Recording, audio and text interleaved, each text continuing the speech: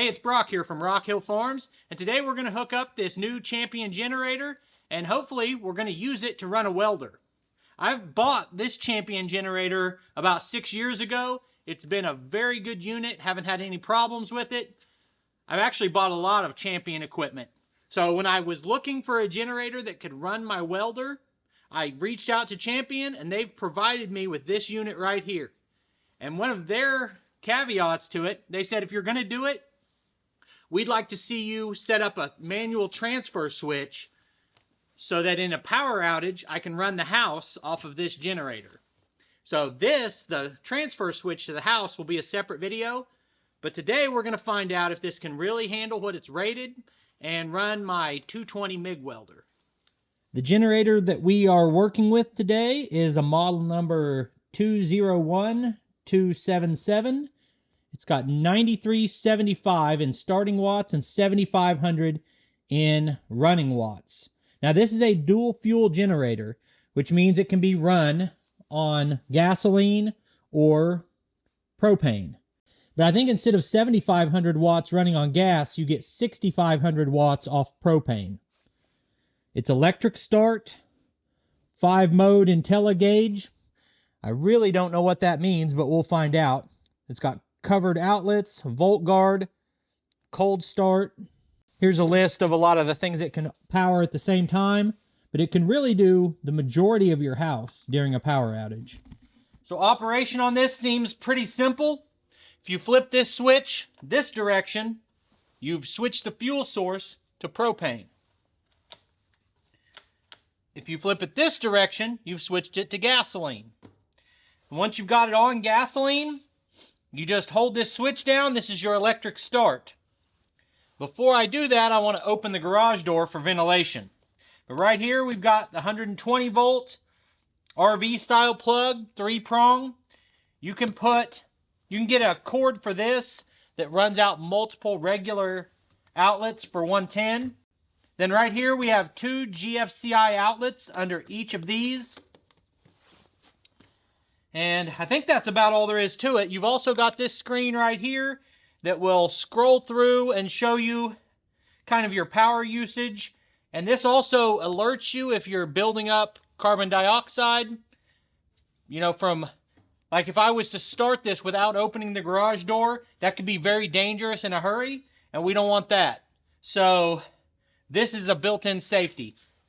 As far as setting it up, all I had to do was slide pins through the wheels, put a cotter pin in it, and then 2 bolts on each of these front legs. Put the oil in it, put some gas in it, and we're ready to go. So I guess I'll open the door, start it up, then we'll run something small, 110 on it, and then we'll try the welder. So you probably noticed that none of these outlets are made for a welder cord.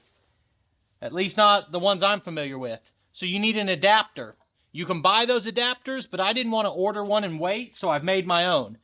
One end is your 4-prong RV outlet. Goes in and twists. And then on the other end, I've put this cord that is the same cord used on my plasma cutter and my welder. Alright, so we've got a regular manual choke switch over here by the carburetor.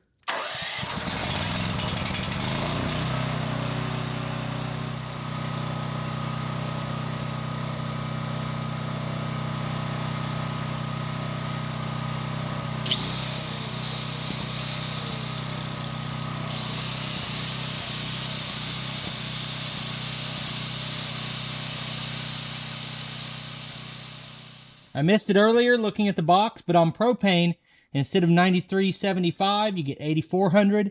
Instead of 7500, it's 6750.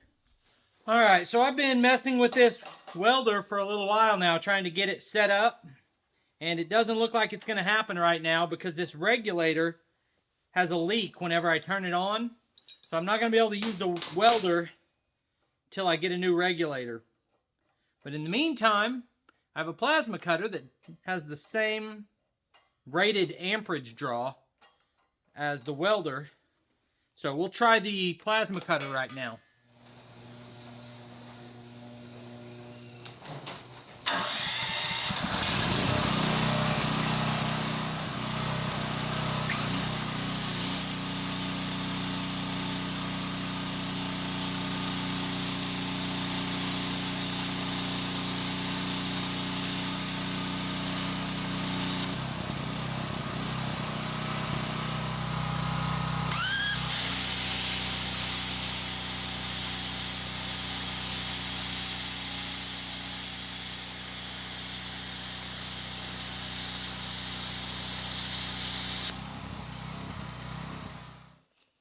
Alright, so it did not have any problem slicing through that metal. And that was a hardened lawnmower blade, pretty thick. I made 2 cuts and cut this sliver off.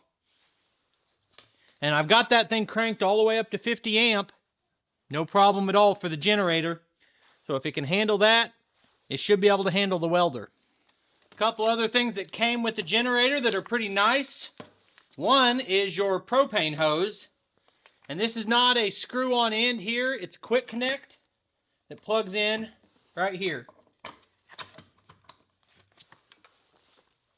The other thing that I was going to show you that came with it is a cover. But since I've got a couple things plugged into it, we'll wait and do that in a minute. So let's plug this into the propane. Hopefully my propane bottle isn't full. I think I've got a couple of them, but this one felt kind of light when I was moving it around.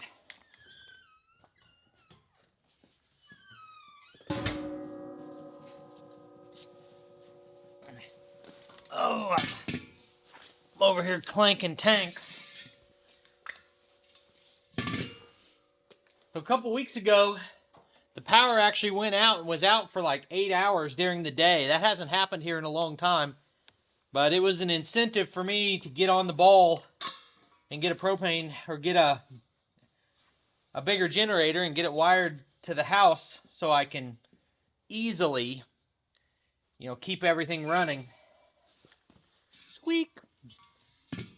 I had the big tank and I was thinking it might be empty, but as I was shaking it a little bit, it felt like it probably is empty, but then it didn't matter because the top is different than all my other propane tanks. It only takes the internal threads, where most of them take both, so I'm going to have to get an adapter.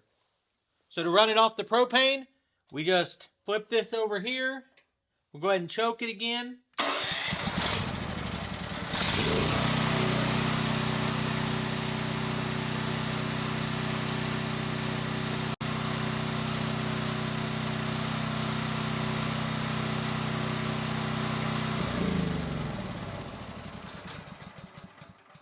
I like to shut it off by closing the valve. Let me just pop that. Unplug this cord.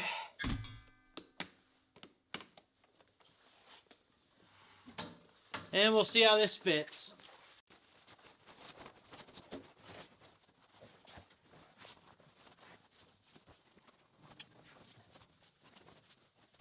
Not too bad. So what we have in this kit is an 8-breaker box. It's got 1 220 breaker and 6 traditional breakers or 110 breakers. All of this is pre-wired into this box. And I'm no electrician, so I'm going to have to do some studying to find how you install this.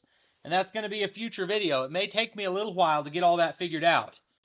Here is the box that you connect to this, and then you run a cord. They send you a long cord, and you run a cord from your generator into this, which powers into this, and you run your house off of it. So I'm really excited to get backup power set up. Like I said before, I do not know a lot about this, but I'm going to be reading the manual and learning about it.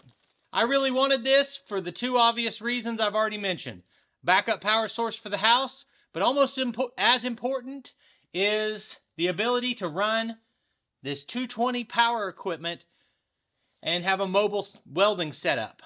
So if I have a project that I need to do, I now have the ability to do that on the go. Another option is to run my outbuildings, sawmill building, Quonset hut, anything like that, off of this generator. I could set it up in a similar way and use this as a power source when I'm doing any bigger work. I could have chose any brand, but I went with Champion because I have a lot of Champion power equipment that I've bought. And some of this equipment I bought years and years ago, and it's still working well. So why switch brands when I've had such good luck? And I have no reason to doubt that this will perform just as well. I appreciate you taking time to watch the video. I'll put links on the screen to a couple more of our videos, and I'll see you next time.